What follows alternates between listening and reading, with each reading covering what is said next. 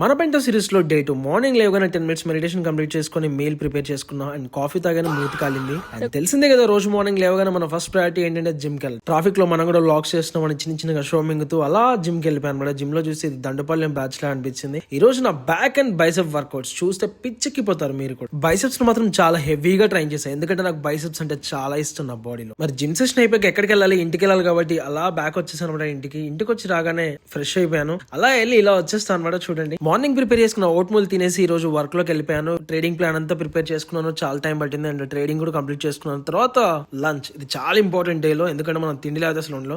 తిన్నాక క్లీన్ చేయాలి కదా, క్లీన్ చేసాం. ఈవినింగ్ ఒక చిన్న కాఫీ తీసుకొని అలా వాక్ వెళ్ళనమాట. పార్క్ వెళ్ళాను, చాలా హ్యాపీ అనిపించింది. ఇలా పిల్లలు ఆడుతుంటే నాకు చిన్నప్పుడు జ్ఞాపకాలు అన్ని గుర్తొచ్చాయి. మరి రాగానే తినాలి కాబట్టి మళ్ళీ బెండకాయలు కట్ చేసా, ఆనియన్ చిల్లీ వేసి కర్రీ చేయడం స్టార్ట్ చేశాను. ఇలా చేసానో లేదో అలా కర్రీ అయిపోయింది, చూస్తే మీకే అర్థమవుతుంది. అండ్ ప్రతిరోజు మనం కర్రీతో పాటు నైట్ చపాతీ తింటున్నమాట. 3 చపాతీ తింటున్నాను డైలీ. సో ఈ రోజు ఇలానే చపాతీ కాలుస్తూ ఉంటాను. ఈ రోజుకి విశేషాలు ఇంతే గైస్. రేపటి వీడియోలో మళ్ళీ కలుద్దాం. Until then bye bye.